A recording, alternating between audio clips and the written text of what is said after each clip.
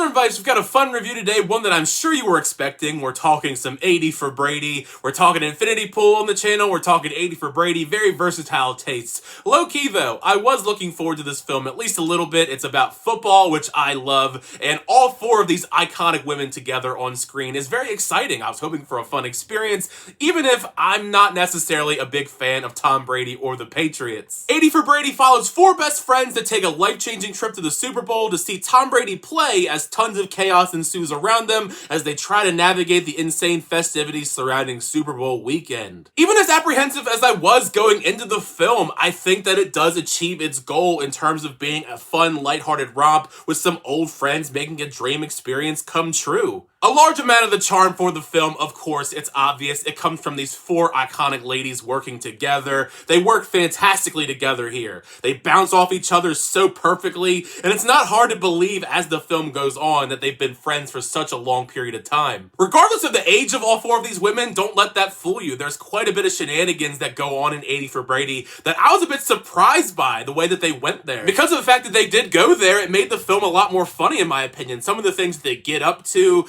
like accidentally being drugged, wing contests with Guy Fieri. Quite a bit of Guy Fieri. He's probably like the biggest guest star of them all, other than, of course, the Patriots themselves. Even some subtle jokes here and there were pretty good, like the fact that Sally Field isn't 80, and she even has that designated on the back of her jersey that it's 70 for Brady. A lot of it felt to me like a mixture of an episode of The Golden Girls with The Hangover. That's like the best way I could describe watching 80 for Brady. Just not as raunchy as The Hangover. The most raunchiness you'll get out of this is Jane Fonda kissing a guy in a closet. What really helps 80 for Brady, besides the charm of these ladies together, is there's quite a bit of heart that I wish shined through a lot more through Lily Tomlin's character. Her backstory, her connection to Tom Brady, and why she's even going through all this trouble to go to this game is a very endearing reason. Even if Lily Tomlin's character is the driving force behind the plot of 80 for Brady, all four of these ladies get ample amounts of time to shine through separately. Jane Fonda almost feels like the Blanche of the group just because she has all of the romance going on in this, even if there is a bit more complexity to her character besides just romance.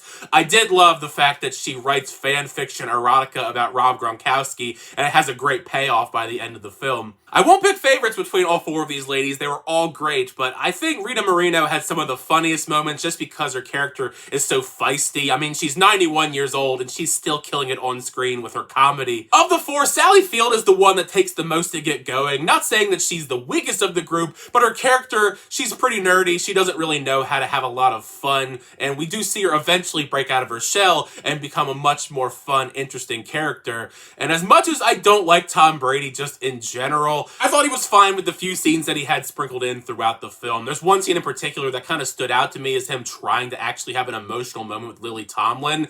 That was the one scene that I was kind of thinking maybe Tom Brady could have a future acting career if he ever does inevitably retire from football. It wasn't anything mind-blowing. It's not like Tom Brady's going to get an Oscar nomination, but I've seen my fair share of athletes try and become actors, and at least he wasn't one of the worst ones. There aren't too many bad performances in 80 for Brady in my opinion, but I do think the two most annoying characters that we continuously cut back to are these two guys that are like podcaster types. They're called Patriots Nation. Both of them were extreme cringe. It was okay towards the beginning because we thought we weren't going to see them very often as the film went on, but they kept cutting back to them throughout the whole film, and it really just killed my vibe every single time. As much fun as I was having watching 80 for Brady, it is an extremely predictable plot. Even if you don't know the true story, it isn't very high stakes. It's something that I alluded to earlier, that there are many crisis situations or conflicts that pop up, and you never really feel as if it's that big of a deal or feel the weight of those problems because they're all fixed fairly easily. Many of them arise just involving the girls getting into the Super Bowl. Of course, I don't know the entire true story, so I don't know how true or legitimate a lot of that stuff is.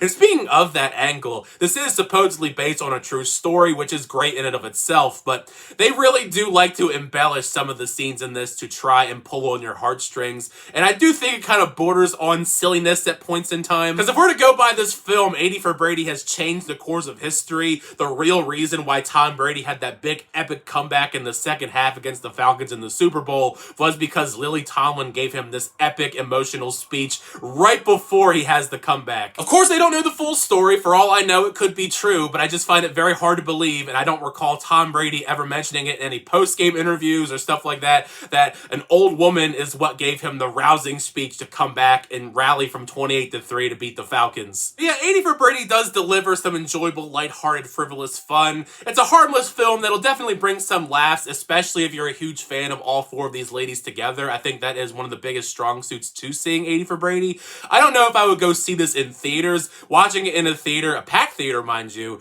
I don't think it's necessarily a film that really showcases the theatrical experience well. I don't want to say that I think the film is cheap, but it definitely doesn't have anything dynamic to the filmmaking that would make you want to see this on the biggest screen possible. At the end of the day, it's all about personal experience. I think it does work better if you're going to see it with a group of people or you have a packed audience around you, because I think that's what really elevated it for me a little bit today, seeing it with a packed theater and laughing at all these ladies do these amazing comedy bits. But anyways, make sure you share your thoughts down below. What did you think of 80 for Brady once you get a chance to check out the film? Did you like 80 for Brady? Did you not like 80 for Brady? If you're a Tom Brady fan, how did you feel about Tom Brady in this film? His acting, the fact that he's back in a Patriots jersey, all of that jazz. But either way, thank you guys as always for the videos. I always do appreciate it. Make sure you like on the video and also subscribe to the channel so I always update reviews, reactions, unboxings, and more. But next time, I'll see you guys later.